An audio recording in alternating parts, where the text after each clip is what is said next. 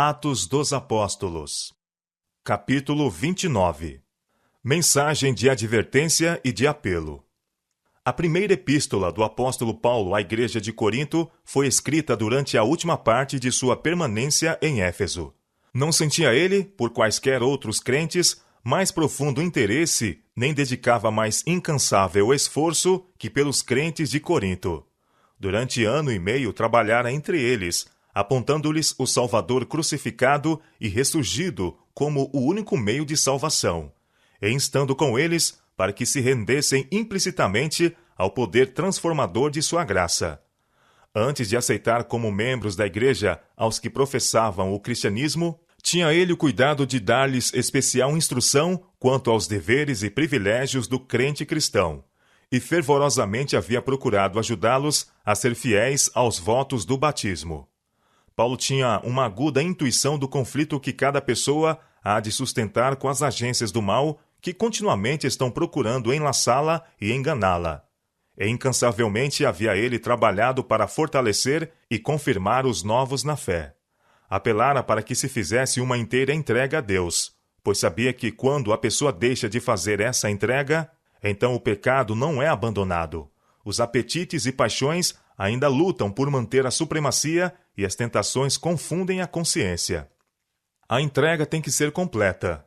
Todos os que se sentem fracos, em dúvida, que lutam para se render inteiramente ao Senhor, são colocados em contato direto com as agências que o habilitarão a vencer. O céu lhes está próximo, e eles são sustentados e socorridos por anjos de misericórdia em todas as ocasiões de lutas e necessidades. Os membros da igreja de Corinto estavam rodeados pela idolatria e sensualismo da mais sedutora forma. Enquanto os apóstolos estavam com eles, essas influências tiveram para eles pouco atrativo. A fé firme de Paulo, suas ardentes orações e fervorosas palavras de instrução, e acima de tudo sua vida piedosa, tinham nos ajudado a negar a si mesmos por amor de Cristo, em vez de se deleitarem nos prazeres do pecado. Depois da partida de Paulo, no entanto, surgiram condições desfavoráveis. O joio, que havia sido semeado pelo inimigo, apareceu entre o trigo, e não demorou para que começasse a produzir seu fruto maligno. Esse foi um tempo de severa prova para a igreja de Corinto. O apóstolo não estava mais com eles para socorrê-los com seu zelo, e em seus esforços para ajudá-los a viver em harmonia com Deus. E pouco a pouco, muitos se tornaram descuidados e indiferentes, permitindo que gostos e inclinações naturais os controlassem. Aquele que tantas vezes havia estado com eles para que mantivessem altos ideais de pureza e retidão, não mais estava com eles. E não foram poucos os que, tendo ao tempo de sua conversão abandonado os maus hábitos, retornaram aos degradantes pecados do paganismo.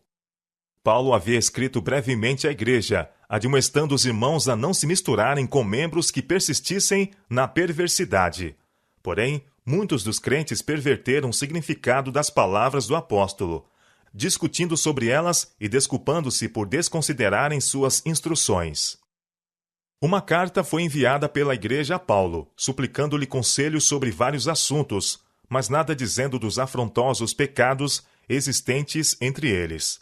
O apóstolo foi, entretanto, fortemente impressionado pelo Espírito Santo quanto a estar sendo ocultado o verdadeiro estado da igreja, e que essa carta era uma tentativa de arrancar-lhe afirmações que os signatários pudessem usar para servir a seus próprios intentos. Por essa ocasião, vieram a Éfeso membros da família de Cloé, família cristã de alta reputação em Corinto. Paulo pediu informações e lhe disseram que a igreja estava dividida. As dissensões que surgiram no tempo da visita de Apolo haviam aumentado grandemente. Falsos mestres estavam levando os membros a desprezar as instruções de Paulo. As doutrinas e ordenanças do Evangelho haviam sido pervertidas. Orgulho, idolatria e sensualismo estavam constantemente tomando vulto entre os que uma vez haviam sido zelosos na vida cristã. Sendo-lhe este quadro apresentado, Paulo viu que seus maiores temores tinham mais que se realizado. Mas não deu por isto lugar ao pensamento de que sua obra tinha sido um fracasso. Com angústia de coração e com muitas lágrimas, ele procurou o conselho de Deus. Alegremente teria visitado Corinto imediatamente, se esse fosse o caminho mais sábio a seguir. Mas ele sabia que em sua presente condição, os crentes não tirariam proveito de seu trabalho, pelo que enviou Tito, a fim de lhe preparar o caminho para uma visita pessoal mais tarde. Então, pondo de parte todos os sentimentos pessoais sobre o caminho daqueles cuja conduta revelava tão estranha perversidade, e descansando suas preocupações em Deus, o apóstolo escreveu à igreja de Corinto uma das mais ricas, mais instrutivas e mais poderosas de todas as suas cartas. Com notável clareza começou por responder às várias perguntas suscitadas pela igreja, estabelecendo princípios gerais que, se fossem aceitos, os levariam ao mais alto plano espiritual. Eles estavam em perigo e ele não podia sequer admitir o pensamento de fracassar em alcançar-lhes o coração nesse momento crítico. Fielmente os advertiu de seus perigos e reprovou-lhes os pecados. Apontou-lhes de novo a Cristo e procurou reacender neles o fervor da primitiva devoção. O grande amor do apóstolo pelos crentes coríntios foi revelado em sua terna saudação à igreja. Ele se referia à experiência deles em se haverem tornado da idolatria para o culto e serviço ao verdadeiro Deus. Recordava-lhes os dons do Espírito que haviam recebido e mostrava que era privilégio deles fazer constantemente progresso na vida cristã até que alcançassem a pureza e santidade de Cristo.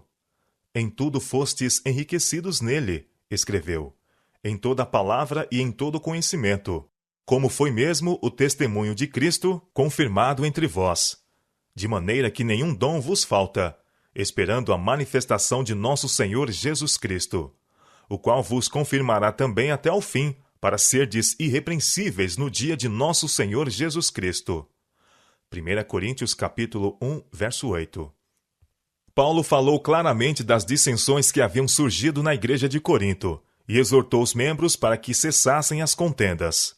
Rogo-vos, porém, irmãos, pelo nome de nosso Senhor Jesus Cristo, escreveu ele, que digais todos uma mesma coisa e que não haja entre vós dissensões, antes sejais unidos em um mesmo sentido e em um mesmo parecer.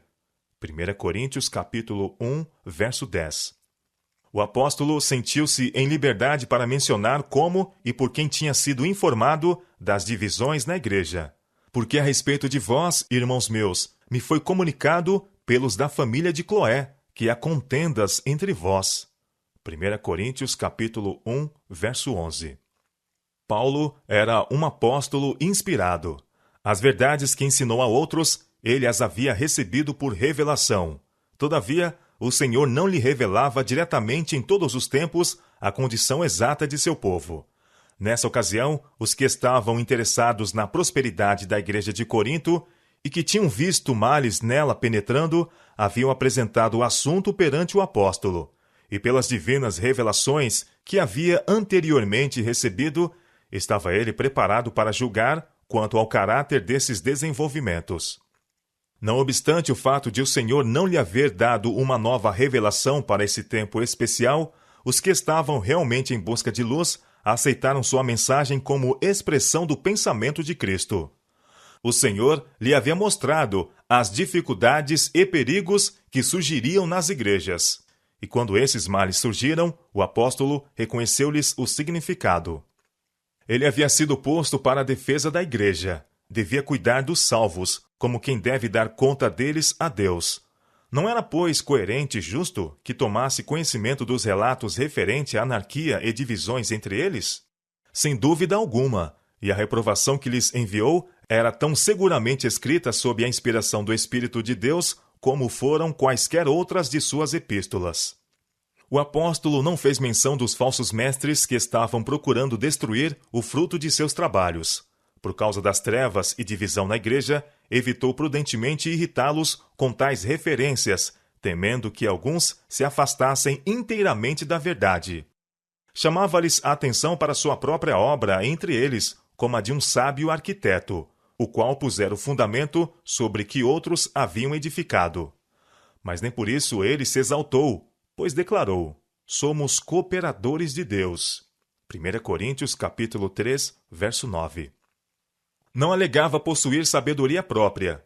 Antes, reconhecia que somente o poder divino o havia habilitado a apresentar a verdade de uma forma agradável a Deus. Unido com Cristo, o maior de todos os mestres, Paulo tinha sido habilitado a comunicar lições de sabedoria divina, que satisfaziam as necessidades de todas as classes, e eram aplicáveis a todos os tempos, em todos os lugares e sob todas as condições. Dentre os mais sérios males que se haviam desenvolvido entre os crentes coríntios, estava o de haverem retornado a muitos degradantes costumes do paganismo. A apostasia de um converso tinha sido tal que sua atitude de licenciosidade constituía uma violação até do mais baixo padrão de moralidade adotado pelo mundo gentil. O apóstolo instou com a igreja para que afastasse de seu seio o que cometeu tal ação. Não sabeis, admoestou ele, que um pouco de fermento faz levedar toda a massa? Alimpai-vos, pois, do fermento velho, para que sejais uma nova massa, assim como estáis sem fermento. 1 Coríntios capítulo 5, versos 6 e 7. Outro grave mal que havia na igreja era de ir um irmão contra outro perante tribunais. Havia sido tomadas suficientes medidas para a solução de dificuldades entre crentes. O próprio Cristo havia fornecido claras instruções sobre a maneira de solucionar tais questões. Ora, se teu irmão pecar contra ti, vai e repreende-o, entre ti e ele só. Se te ouvir, ganhaste a teu irmão. Mas se não te ouvir, leva ainda contigo 1 ou 2, para que pela boca de 2 ou 3 testemunhas toda a palavra seja confirmada. E se não as escutar, dize-o à igreja. E se também não escutar a igreja, considera-o como um gentil e publicano. Em verdade vos digo que tudo o que ligardes na terra será ligado no céu. Mateus capítulo 18, versos 15 a 18. Aos crentes coríntios que haviam perdido de vista esse claro conselho, Paulo escreveu, não em termos incertos de reprovação e advertência. Ousa alguns de vós, perguntou ele, tendo algum negócio contra outro, ir a juízo perante os injustos e não perante os santos? Não sabeis vós que os santos hão de julgar o mundo? Ora, se o mundo deve ser julgado por vós, sois porventura indignos de julgar as coisas mínimas? Não sabeis vós que havemos de julgar os anjos? Quanto mais as coisas pertencentes a esta vida? Então, se tiverdes negócio em juízo, pertencentes a esta vida, pondes na cadeira aos que são de menos estima na igreja? Para vos envergonhar o digo. Não há, pois, entre vós sábios, nem mesmo um que possa julgar entre seus irmãos? Mas o irmão vai a juízo com o irmão, e isso perante infiéis. Na verdade, é já realmente uma falta entre vós terdes demandas uns contra os outros. Por que não sofreis antes a injustiça? Mas vós mesmos fazeis a injustiça, e fazeis o dano e isso aos irmãos. Não sabeis que os injustos não hão de herdar o reino de Deus? 1 Coríntios capítulo 6, versos 1 a 9. Satanás está constantemente procurando introduzir desconfiança, alienação e malícia entre o povo de Deus. Somos muitas vezes tentados a sentir que nossos direitos estão sendo usurpados, mesmo quando não há causa real para tais sentimentos. Aqueles cujo amor por si mesmos é mais forte que por Cristo e sua causa, colocarão seus próprios interesses em primeiro lugar e se valerão de quase qualquer expediente a fim de guardá-los e mantê-los. Muitos que parecem ser cristãos conscienciosos são, pelo orgulho e presunção, impedidos de ir particularmente àquele a quem consideram em erro, a fim de falar-lhe no Espírito de Cristo e juntos orarem um pelo outro. Quando se consideram ofendidos pelos irmãos, alguns vão até aos tribunais, em vez de seguir a regra dada pelo Salvador.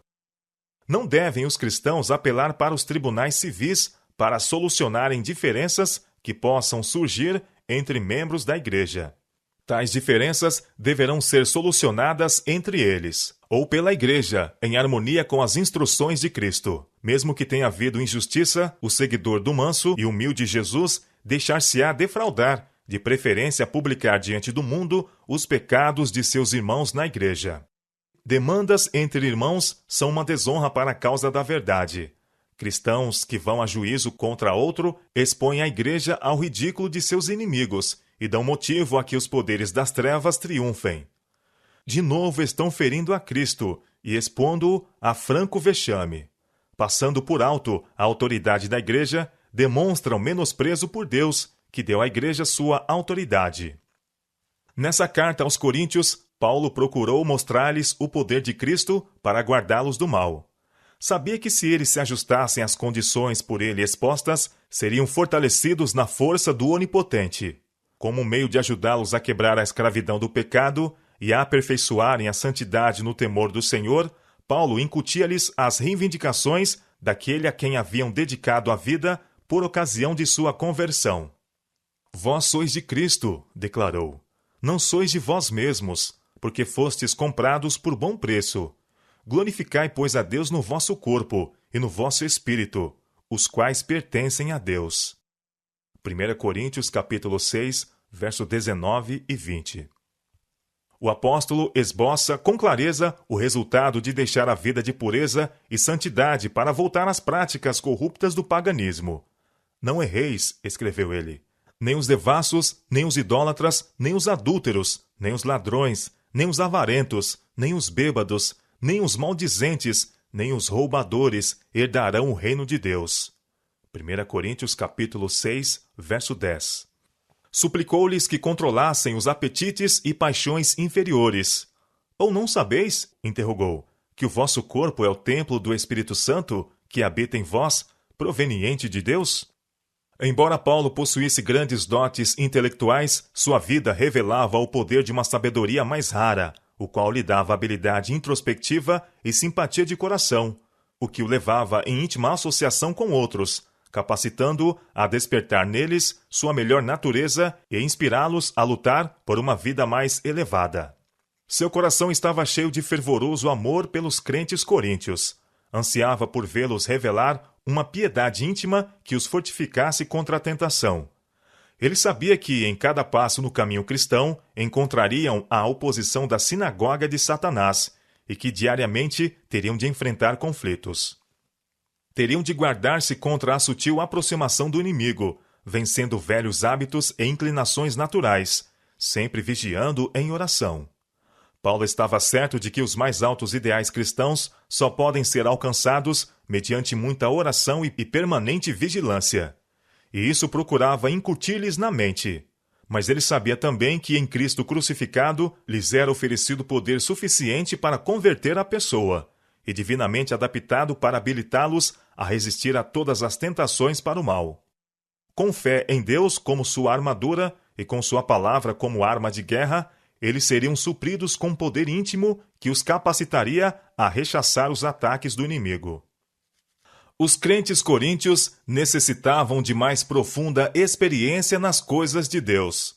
Eles não sabiam exatamente o que significa contemplar sua glória e ser transformados de glória em glória. Haviam visto apenas os primeiros raios do alvorecer desta glória. O desejo de Paulo por eles era que eles fossem cheios de toda a plenitude de Deus, conhecendo e prosseguindo em conhecer aquele cuja saída é como a alva, e continuassem a aprender dele até que chegassem a pleno meio-dia de uma perfeita fé evangélica.